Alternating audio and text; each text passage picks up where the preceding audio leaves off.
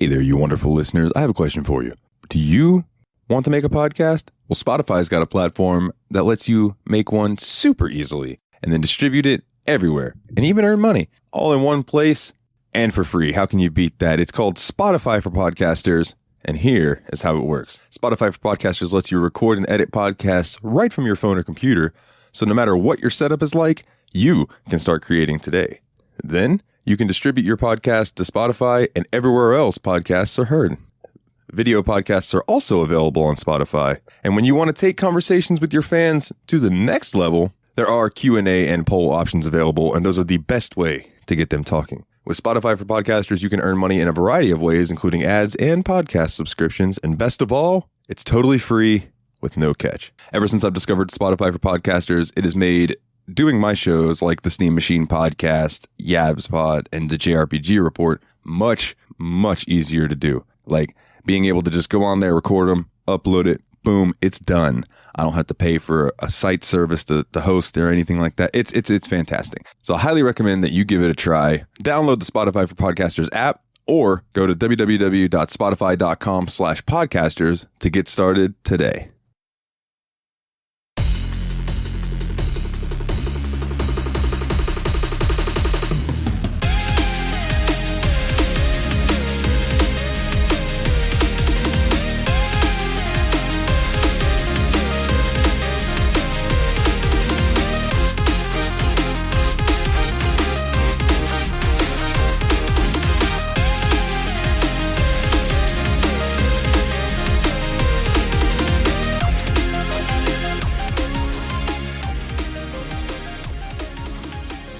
Hey everybody, welcome back to the Steam Machine Podcast. My name is Dalton and joining me as always is my good buddy.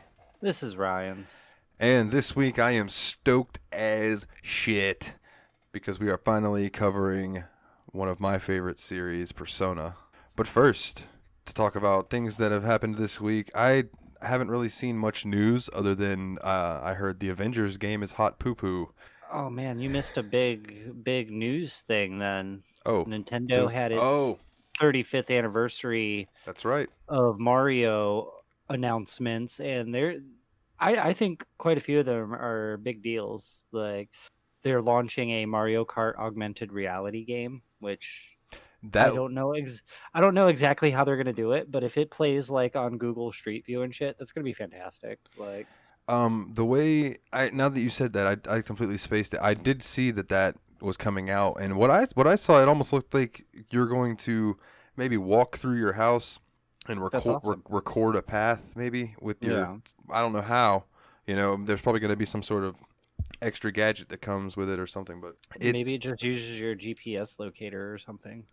A lot of the phones read the vibrations off of just you moving and are like step counters as well, so that could be how.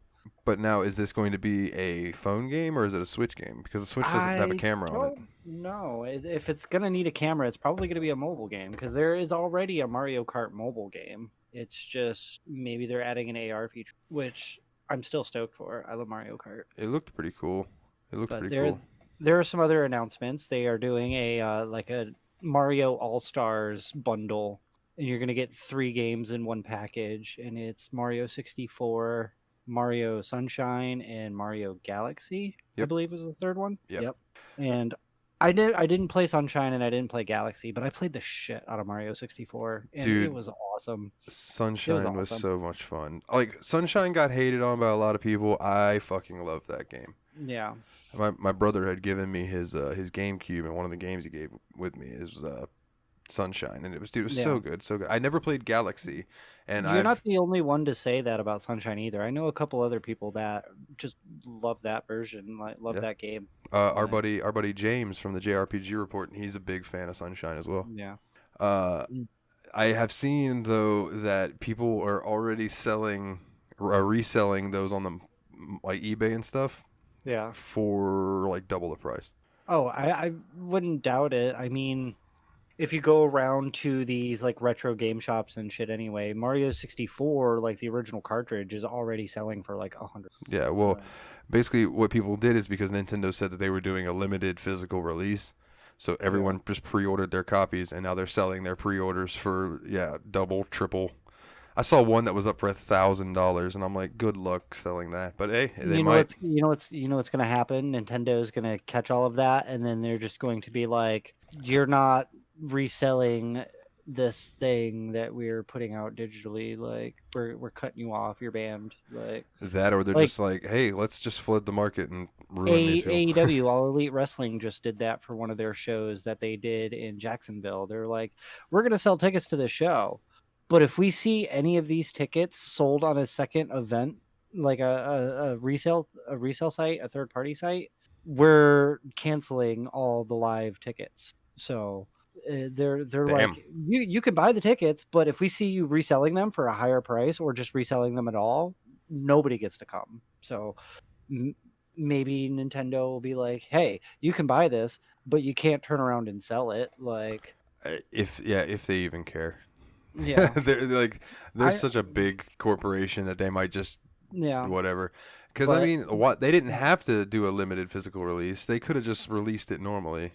yeah, well, a limited physical release is the start of the major video game companies heading in that digital only direction. Yeah. You're going to see a lot of games start getting that limited physical print, and they're going to charge so much more money for the actual physical copy, where a digital download will still be like your $60. A physical copy may run you like $99.99 now, because it's like a collector's edition. They're going to give you a couple other sprinkles of sparkles to go with it, but being digital is the future. I mean, it's already here, but it's only going to become more of the focus of all of the developers and consoles and shit like that. Oh yeah. Yeah.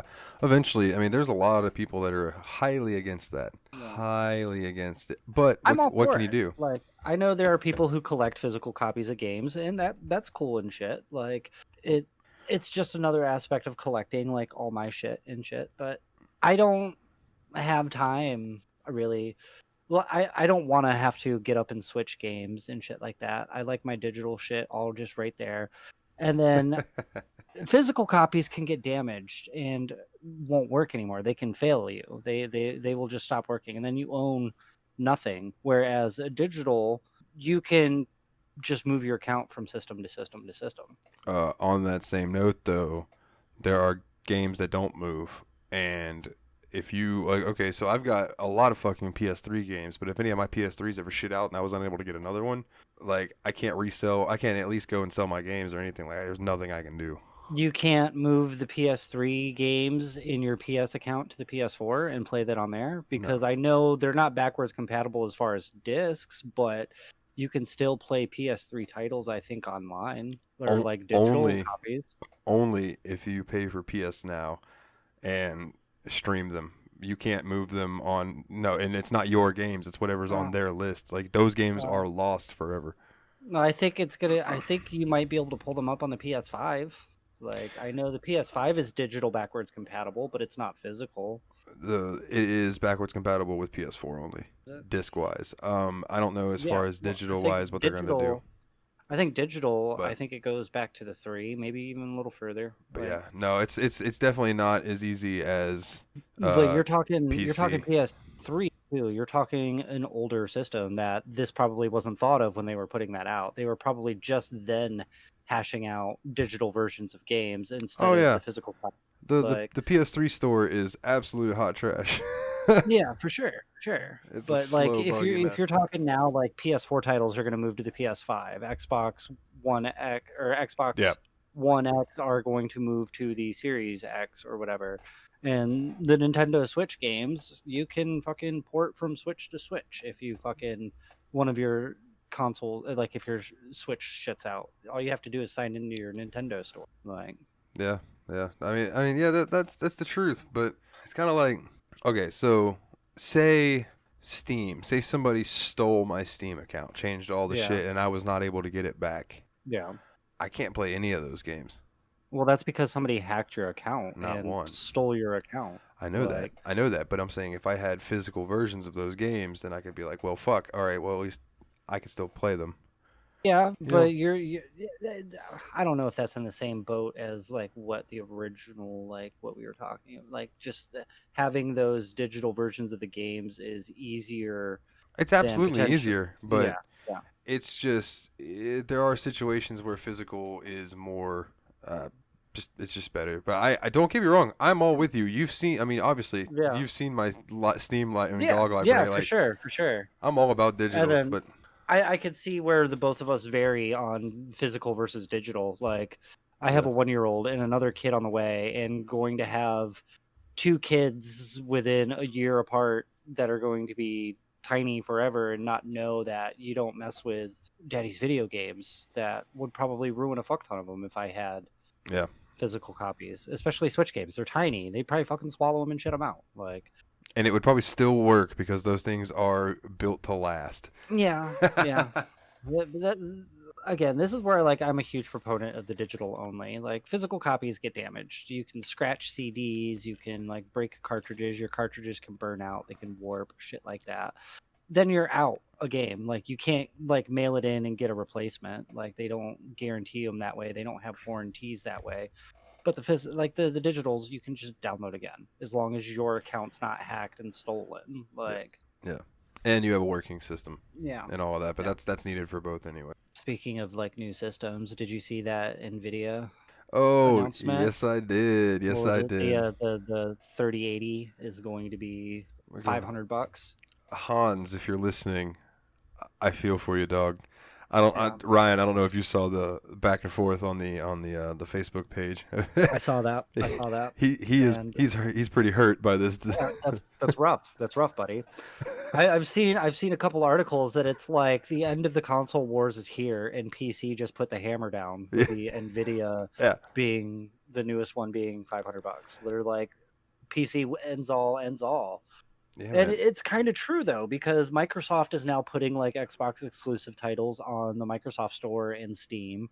Yeah. And PlayStation, even though they haven't really started doing it much now, there is plans for them to start releasing Sony exclusive titles, PlayStation exclusive titles to Steam as well. Yeah. So PC is going to end up with the best of the other worlds other than Nintendo. And I fucking hope that they release Spider-Man for PC because I would love to see that like yeah, with it because I played it on my regular ass PS4 and my yeah, PC is way more powerful than that, yeah. you know. And with No, this that's gonna look great on a PC for sure. that new graphics card coming out, I heard is gonna be able to push 8K, and I mean, Jesus. you know, and it might not be the $400 one because they're coming out with three. And there's a higher tier than the one that's. But it's just funny to me that they released this graphics card that is better than this really expensive one, and they're like, yeah, it's like $500 instead of 1,500. Yeah, Have fun, they everybody. yeah, they really brought the hammer down on other hardware developers and the fucking consoles. They're like, look at this, we're gonna put this shit out, and it's going to be just everyone's gonna switch to PC gaming at some Well, point. see, one of my things was for a long time I wanted to get into PC gaming, Yeah, but it is a daunting task to get into because it's like, all right, well, if you want a good computer, you be prepared to either buy a pre-made that's going to cost you like $3,000, yeah, or buy like what I did is I bought one that cost me about $800 and then yeah, saved up money and improved it over time. yeah. And It's it's just still it's a money and it's a time investment, yeah. and you have to have the know-how to do it too. If you don't, you have to know somebody who knows how to do it as well. Shout out to YouTube. Yeah, for sure. Because Sure. YouTube helped me out with that. But that's gonna be me around tax time again. Is taxes is probably going to go to me actually building like a high performance PC instead of using this shitty ass laptop. Like, Yeah, man, it's a world of difference. yeah, for It's sure. even in this is a segue into something that I've been playing a shit out of this weekend. Or this weekend. Wow, I mean this week. WoW, right? You just got back into WoW. Yeah, wow. I just got back into World of Warcraft, and a couple people from Tadpog Nation in the Discord, the Tadpog Discord. Shout out to Tadpog if anybody likes retro video gaming. That's a great podcast. Tyler and Dave play old games. Anyway, me, Grim, and Catchpenny started a guild together, and I've just been running around doing a whole bunch of stuff. And so playing it now on my new PC compared to when I used to play it on this laptop that I had, that, no lie, every dungeon that you would run, that laptop was going to overheat and shut off. Yeah. On the lowest of low settings. Like, I was not running it on anything. And it was going to overheat and shut off, and I'd have to turn it back on, hope they didn't kick me to keep playing. Yeah. It probably did that. Well, I won't say every dungeon. It probably did it once every 3 dungeons, depending on how much was going on the screen. And then I remember my buddy Dustin, who, if you're listening, hello, brother. If he asked me to house sit at their apartment one time, and so I'm like, yeah, sure, I'll do that. Him and his old lady were going off somewhere, and he goes, I had Janine install World of Warcraft on her gaming PC for you, so you can just kick back. He goes, I'm gonna leave you some I'll call it biscuits. I'm gonna leave you some biscuits in this jar that'll keep you set. They're there for whenever you want it, and here's some food and all this other stuff. So anyways, I sit down at the computer and I loaded up World of Warcraft, and I was like, holy shit, this is what the game actually looks like. This is what the game is actually supposed to play like. Yeah. And from that point on, I was like, yeah, I need to build my PC. So now I have this, and I jump back into World of Warcraft, and it plays like butter. I'm very happy. That's good. And man, it's fun. It's fun. I know nothing about World of Warcraft. I've never played it, never touched it. I think the most knowledge and experience I have from it is from the South Park episode. Like, oh man. Okay, so I did watch the movie, and it was all right. Yeah, it was a good action flick. It was a decent fantasy film, but yeah, South Park's World of Warcraft episode is probably the only knowledge of the game I have.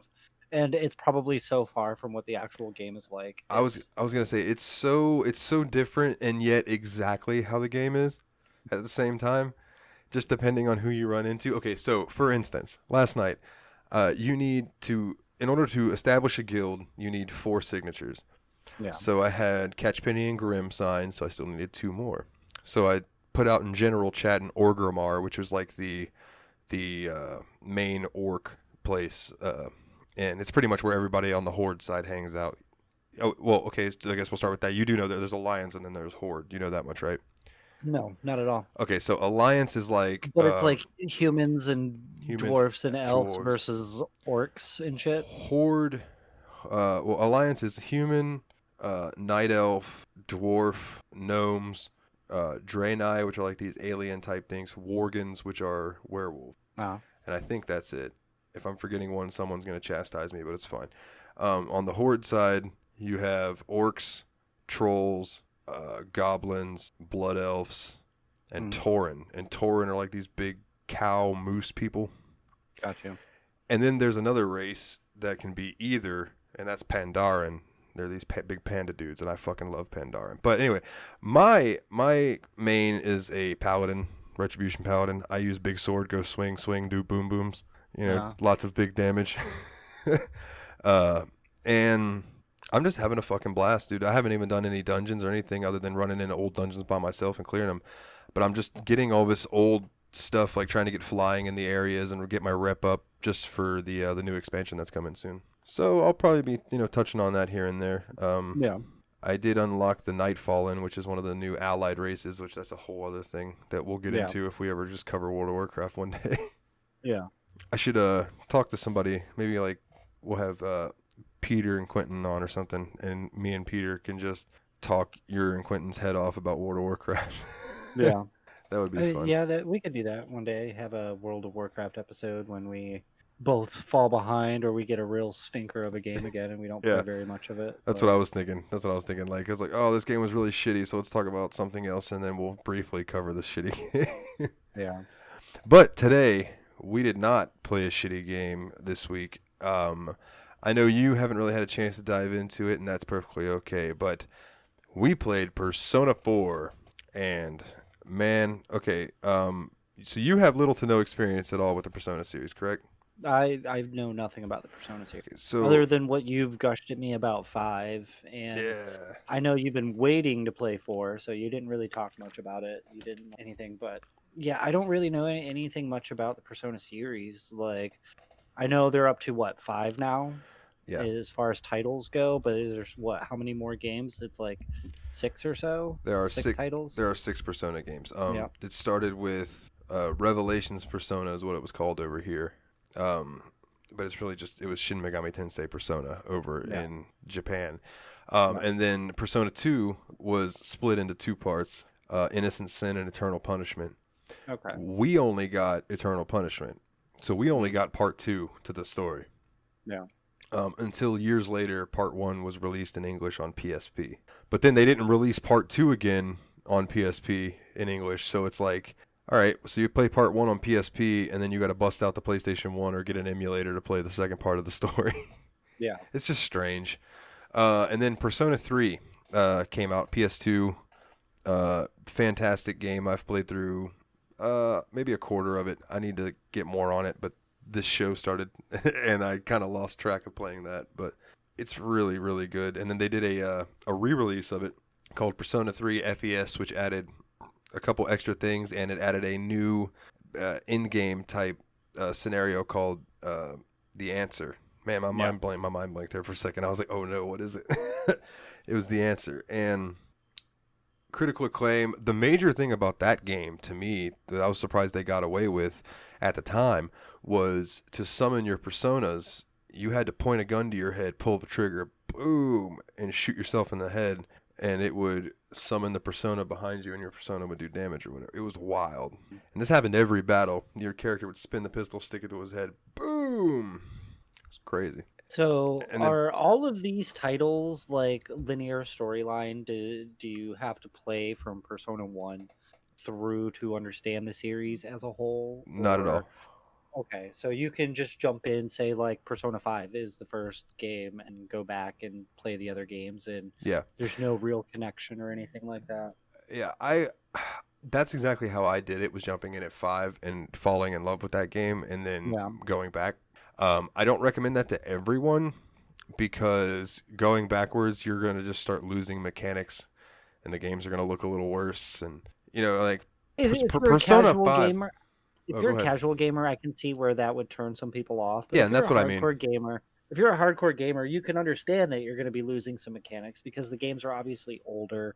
Yeah. Maybe those elements to the game haven't been developed yet, stuff like that. Like, I know I still get a kick from throwing on some Super Nintendo games on my Classic every now and then, like playing some old school shit when I'm tired of this like high-end modern gaming shit. Like, Yeah. Yeah, I feel you. yeah. I just know that Persona 5 is incredibly polished and flashy. Like, that is one of the most beautifully animated games I've ever seen. Yeah.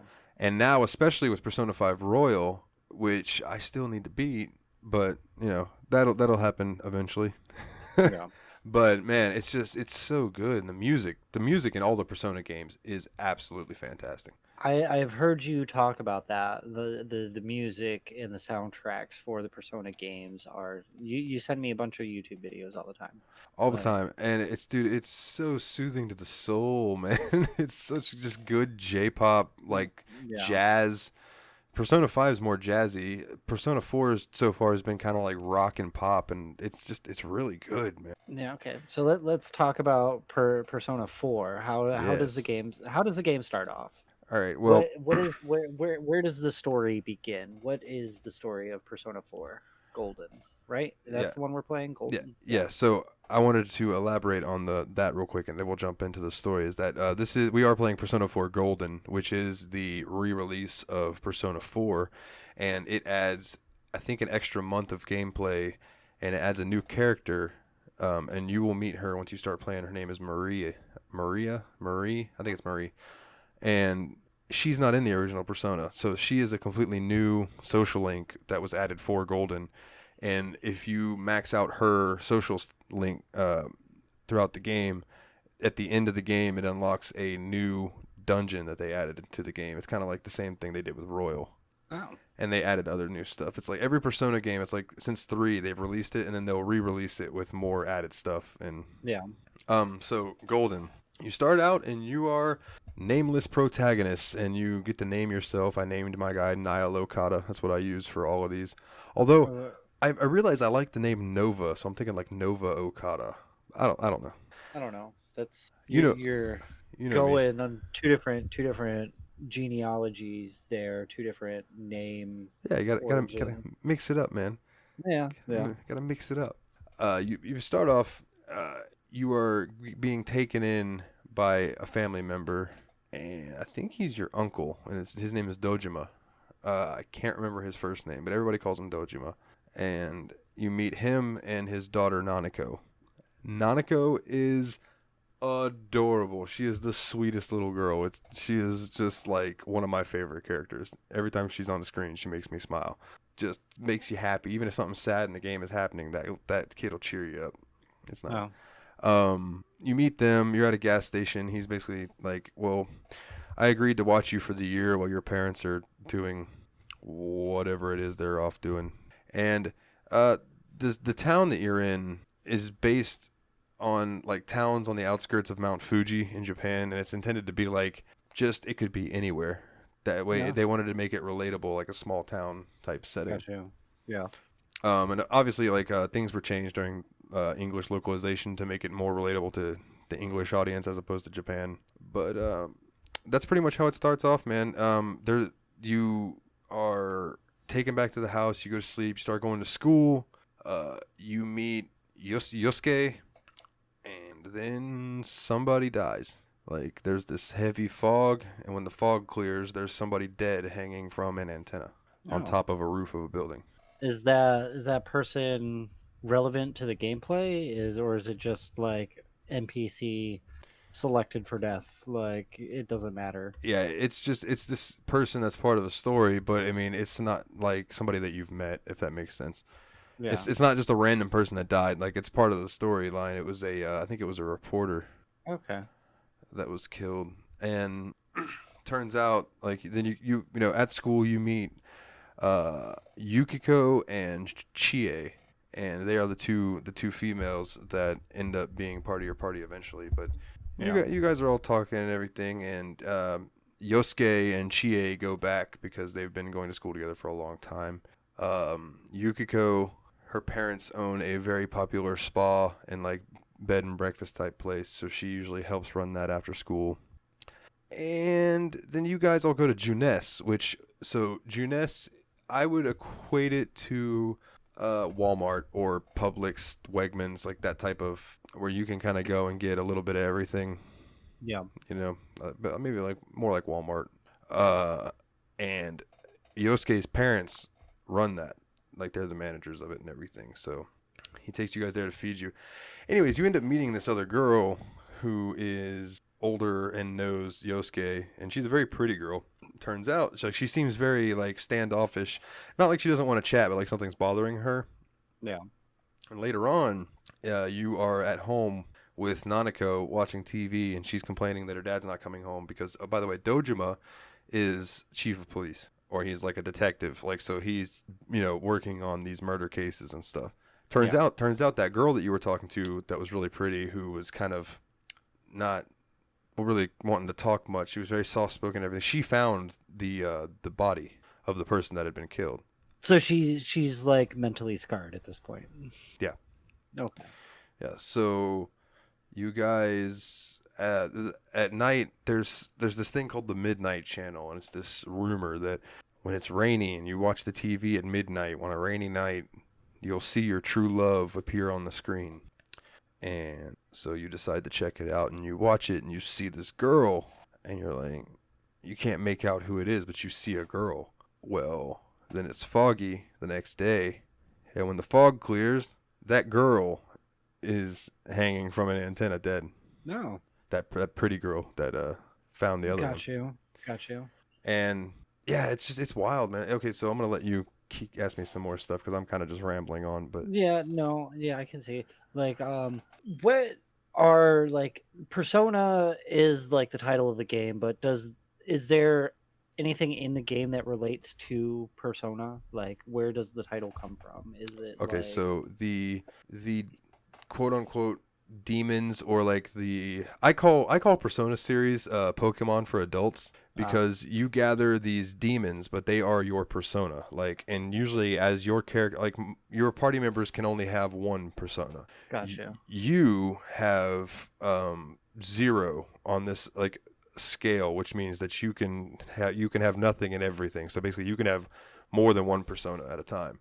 So like Okay. your character is always special. So when you battle enemies, they are demons, and you can take them in as your persona. Oh, Um, interesting. and then you can go to the Velvet Room with Igor and Margaret and combine persona together to make stronger persona, or a weaker persona that might be something that you haven't discovered yet. Because each persona you discover and get into your inventory goes into your persona compendium, which you can then open and summon persona for yen. Oh. So it costs like 9,000 yen, and you can summon a persona that you had used to So fuse away. yeah, so it's pretty much like collecting demons, similar to Pokemon. Yeah. But unlike where you can like evolve Pokemon, you can essentially like synth or craft. Yeah, to evolve persona, Okay. you have to combine them. Okay. But Cool. in the same aspect, like there are some persona that you want to get them to a certain level before you Yeah. combine them, so you can get certain moves out of them. Okay. Because when you combine them, you can the new persona will have like 2 to 5 slots that you can take moves from the other ones and add them Yeah. to the new one. Yeah. So is this a similar gameplay to like Persona 5, where it's almost it's turn-based, right? And with Yeah. like a similar system set up to say Pokemon, Yeah, I would say where it's like a mashup of Pokemon and Final Fantasy, older Final Fantasies. Okay. Just turn-based, straight Yeah. up. I don't really remember much of 5 when you brought it up and gave it to me for Christmas. I think I played maybe about 20 minutes of it, to be honest. Yeah, you But didn't get into the meat of the game at all. no, I don't even think I made it really past that first opening sequence. Like, No, which is just I'll get to it eventually. Like, I found out my new schedule at work is very favorable to actually getting some game time in now. Instead good. of That's what's up. being the closers, I go in. I work a 9 to 5 now. So That's what's up. That's what's up. yeah, and I get weekends off, which is a double win. Like, Hell yeah. yeah. But out of these Persona games, like, what is in your point of view, like the best features of the gameplay mechanic? Like, do you like the turn-based system? Do you wish it was a different style of play? Like, No, I love it exactly how it is. The way that I play is, so each persona's got a weakness, right? yeah, And I'm gonna use Persona 5 for an example. Even though we're talking about 4 today, I'm gonna use 5 as an example. Flying enemies, you could shoot them with your gun, and it was called they would say weak. They're weak to that, and it would hit them, and they would fall down. yeah, If you knock all your enemies down, you can do what's called an all-out attack, and that's where your entire party just jumps in, and it's this big ruckus of dust and like an old cartoon battle type thing. And usually it kills all the enemies. Or to bosses, it does a solid amount of damage. yeah, But really, in all the Persona games, your goal is to get into battle, hit them hard, hit them quick, don't let them hit you. yeah, If you go in and say the enemy is weak against wind, and in the game, wind spells are called Garo or Garu. So if you hit an enemy with Garu, it's a weak thing. They fall down. Whenever you do that, it gives your person another turn. So if you're fighting 2 of the same enemy, you go in, boom, hit it with Garu. You get another turn. Boom, hit the other enemy with Garu. They're both down. All out attack, battle over. You didn't get hit one time, you know? yeah, But using your persona, anytime you want to use, I'll call it magic type spells where the persona does magical damage, it costs SP, which is basically like mana points, right? yeah. Or you can do your persona's physical attacks, but persona physical attacks take HP, like takes your health to do them. But it's worth it sometimes. Yeah.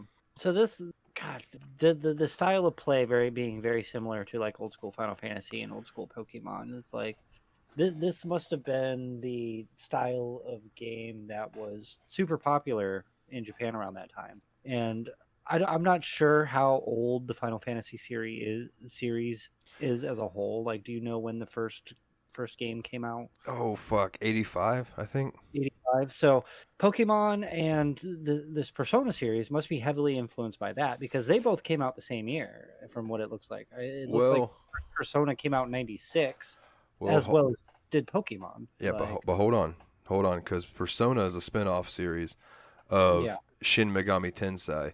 which Shin Megami Tensei is a spin-off of the Megami Tensei series, which I believe started in the 80s as well. Is that like similar gameplay? The turn based So, okay, the way demon collecting the thing like that? it is 100% the same as far as battles and collecting demons go. The Shin Megami series is a lot harder. Yeah. And it does not have the slice of life stuff. So basically, what sets Persona apart from the Shin Megami Tensei series is that in Persona you have social links, you have friends, and you want to build your relationship with your friends. And the more you build your relationships, the more you can get out of them. They'll help you out more in battle, and it's all about going fishing and like going to eat at a restaurant to see if you can eat this big meal to increase your stats. And Yeah. it's all this slice of life, like slice of life anime. You know, it's just daily routine stuff to make you bond with the characters. Whereas Shin Megami Tensei is just a game. It's an RPG full of dread with little to no hope and a very fucking heavy story. Whereas Yeah. Persona is more like it's got its heavy moments, but it has its light comedic moments too. Shin Megami Tensei has a lot less of that. But gameplay wise, they're pretty similar, other than Okay. Shin Megami Tensei lacking the slice of life sections. Yeah. So, how far into Persona 4 Golden have you made it so far? I have gotten okay, so I saved Yukiko. So after that girl dies, the third victim that you find out everyone sees, or you, Yosuke, and Chie see Yukiko on the Yeah. TV at for the Midnight Channel, and then she doesn't come to school and nobody can find her. So you end up going into the TV world. Oh, by the way, yeah. So what happens is you end up going into a TV, and inside the TV world is where these people are getting thrown, and that's where you meet Teddy, who is literally a sentient talking big teddy bear thing. He is awesome. If there's a Teddy pop, you should get it because he is freaking awesome. He's adorable. But so I'm really not super far into the game. I think I'm about 8 to 10 hours in. How does this soundtrack compare to 4? You mean 5? Or, yeah, 5. So far I like Persona 5's more Yeah. as a whole. But the song that plays in Dojima's house, it's called Signs of Love, is so fucking catchy. And there's a couple other songs that are on this Persona 4 soundtrack. Heartbreak, I think is another one. Yeah. It's really good. It's really good, man. They bring in like professional singers. I don't know if I sent it to you or not, but there is a Persona concert. Yeah, you did send it to me. And okay, so the girl who does the Persona 4 music is a pop idol.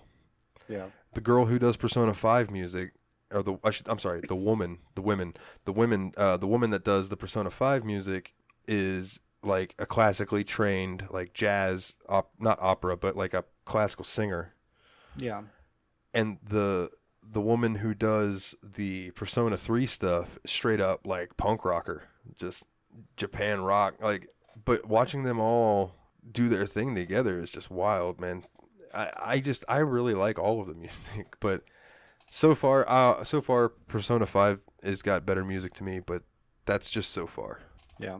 You know, there are people who clamor that this game is better than Persona 5, so we shall see. Yeah. How do you feel about it now? From what you have played, like what is your best experience from it? What is your worst experience from it? My best experience is just that it's another Persona game that I'm getting to play. Yeah. Like I enjoyed 5 so much that I am really looking forward to playing the rest of them in the series. I have, if I could say one thing, and it's nothing against it's just tropes, is that I noticed that Yosuke is a lot like Ryuji from Persona 5. So it's kind of like, I feel like maybe that Persona 3 is always going to have, or not Persona 3, Persona 3, 4, and 5 all have that character.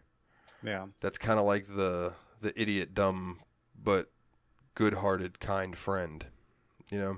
Yeah. So it's maybe just like tropes being used again. But there are people who come in and they jump in and it's the first game. And they're not going to know that. So it might not bother them. Does that make any sense? Yeah. Okay, yes. But I'm thoroughly enjoying it. The first dungeon was really fun. Running around, getting all the treasure chests, fighting the shadows, getting my level up. It's been a blast, man. I've been really enjoying it. That's good. The story is starting to pick up where I'm at. That's good. That's good. I know when you were playing 5, that's all you like messaged me about. You're like, dude, this game, this story, dude, this game, this story. So I think you messaged me at one point and is like, the game actually made me cry. Like, I was gonna say, I was just about to tell that story. Yeah, there was a moment in Persona 5 that I had tears, literal tears in my eyes, and then 5 minutes later, something happens that makes you realize, like, oh, wait a minute. And then I had tears again because I was happy, and I literally stood up and cheered and clapped at my television, and then sat down. And then at the end of the game, when I finally beat the game, and I got the I made sure to get the good or the true ending or whatever. Yeah, I had tears in my eyes again, and it made me want to. I really want to play through Royal and check out what all they've changed and stuff. it'll come up on our list of. Yeah, eventually when we're doing PS4 games, unless they release it on PC. If they release that on PC. Fuck, because because of the success of Persona, Sega's talking about releasing more, and Atlas wants to release more of their exclusives onto PC. So give me Persona 3, give me Persona 5, give me Shin Megami Tensei, give me all of it. I want it all. Yeah. Looking up Persona Funko Pops, it seems they only have 5 available.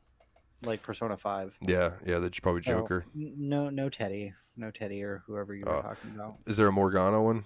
There is, let's see, there's a Joker masked, a Joker without mask, a Skull, Panther, Mona, Protagonist, Arsene, and Fox. Oh, there's an Arsene one? That's cool. Okay, so Mona is Morgana, the little cat. Yeah. Yeah, that's cute. But that's fucking cool that you can get them as a Skull and Panther and stuff. That's Ryuji and An, but in their otherworld get-ups. Yeah, that looks like straight Catwoman from Batman. Except it's all red. And that looks like Katana from DC as well. And what's funny is they don't pick their uniforms. Like when you go to that world, it's just like you just appear in those clothes once you get a persona. And Anne looks down and she goes, "Ah, what the hell?" I wonder how that would work if that shit happened in like real life. You just walked into a different store and your clothes just changed, or like you go from your house and you pop into a nightclub and your outfit changes just instantly. Like it's glitch like in the Matrix. God, I wonder like what kind of outfit I would end up in. Right? Like I think Joker ended up the best. Like with his just overcoat, he just looks sleek. But yeah. Then basically you have to just come up with nicknames. And that's what it is. It's like Panther and Skull, and those are the nicknames for those people in 5. Yeah. But dude, I'm super super stoked to get further into 4. I know I did play more World of Warcraft this week than I should have, but now that I got some of that out of my system, I'm gonna really dive into 4 because, like I said, the story's starting to pick up, and I'm getting very interested to see who this murderer is. We'll have to get you to put it up on our Discord server and or Twitch. Yeah, I could do that. I definitely since I'm probably so far behind now. I mean, I'll probably still put it on a little bit just to get a little of the gameplay experience myself. But at this point, I'm probably just gonna have to watch you, especially when you get close to rolling credits. Like, yeah. Oh, you might get to watch me cry, depending on how good the game is. Oh, just wait till we pull the horror games. You're going to see me cry all the time. And speaking of horror games, I did just add the Game of the Year Collector's Edition of Alien Isolate to our backlog. Oh, fucking wonderful. Wonderful. Yeah, it's got all of the DLC and shit included with it. Oh, go ahead. I did add another game to our backlog, and this game has a little personal meaning behind it. I picked up Rise of the Triad. This is a remake. It's not the original that was released in '95, but it's a first-person shooter. And the storyline, a bulk of it takes place on San Nicolas Island, which is an actual island off the coast of California. It's about 60 miles outside of Los Angeles. And there is a little outlying landing strip there. It's a little tiny ass Navy base, and I was actually stationed there. Nice. And the Nice. fact that that game takes place there, I was like, all right, I have to get this. Like, just because I like lived there, and it's cool. That island is also relevant in another piece of pop culture. That book, I don't know if you read it in like elementary school or middle school, but I think it was called Island of the Blue Dolphin, about the little That name sounds indigenous, familiar to me. Yeah. yeah, little indigenous lady gets left on the island after the Spanish missionaries come and like take everyone back. Yeah, to I do remember mainland that. California. Yep. That's the island that they are from, the Nicolinos, whatever they call them. Oh, well, that's cool. That's cool. But the Rise of the Triad, picked it up as a multi-pack bundle, so maybe next week we can put out a contest giveaway for two of these Steam keys that we acquired. Yeah, I will for cook Rise of the something up. Triad. Yeah, first person shooter if you guys are into that. Yeah, and then you can either get wrecked by us or come wreck us, and maybe we'll stream it or something. Yeah, for sure. Now, I went a different route. I did add another game this week. I added a Roller Coaster Tycoon 2 Triple Thrill Pack. Just Love Roller because. Coaster Tycoon. Me too, man. And I saw it was like stupid cheap. Actually, no, I take that back. I got it in a mystery bundle on fanatical.com. Nice. And I also got a key to a game that, but I'm gonna hold on to this one. It's gonna be a special giveaway. Yeah. Eventually. Okay. But we'll hash that out. Yeah. We'll hash that out because it's like I would just rather give these random Steam keys that I get that are extras to like people who listen. You know what I mean? Instead of trying to just do whatever with them. I'm like, fuck it, dude.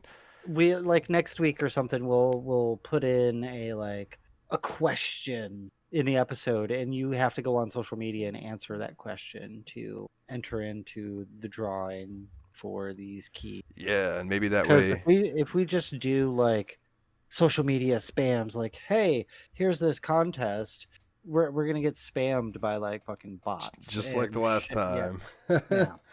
Luckily, last time a bot didn't win. So, but yeah, if we could avoid that, yeah, we'll make that work. We'll make that work. Yeah. I'm gonna go ahead and say that this episode's probably gonna be on the shorter side again, but the next episode is probably gonna be a decently long one because I'm going to really delve into Persona 4 and really come in and touch on the story and such, because as of right now I'm still right at the very beginning of it where we don't quite know who the murderer is, and me, Yosuke, Yukiko, and Chie have banded together and said that we are going to solve this fucking mission. So yep, we'll I'm waiting for you to actually hit this game hard because I know you in the Persona series. yeah, I just need to pop that cap off. Maybe I'll fire one up later and then just dive in deep. Yeah. But is there anything else that you want to touch on for this beginnings of Persona? No, unfortunately, I haven't been able to touch it yet. Work has been so touch and go with my hours this past week, and then with the baby coming any day now. It's any been, fucking day. Yeah, it's been prepping the house and getting all the stuff ready. Like, we just got a couple deliveries of diapers and wipes in, so it's just getting ready for the baby and everything. And so, listeners, there may be a slight chance that next week it'll be just me on here rambling a little bit, but we will figure out what's going on, and and how the missus is feeling and how busy you are with that. Yeah, we'll figure it out as it comes. It all depends. Yeah, it all depends on when baby Thor decides to show himself. So. Yes, sir. All right. Well, let's get out of here so I can go dive headfirst into this and talk, so I can really talk your ear off next episode. Yeah, for sure. All right, man. And then, as always, he's Ryan. I'm Dalton. Take it easy, guys. Hey, everybody, I want to pop in here at the end, normally where you would hear the music real quick, because we forgot to plug social media. So you can find us at facebook.com/the Steam Machine Podcast or on Twitter at Steam_podcast. And as always, we would really appreciate it if you would go to iTunes and leave us a 5-star review. And we will catch you next time when we cover more Persona 4, guys.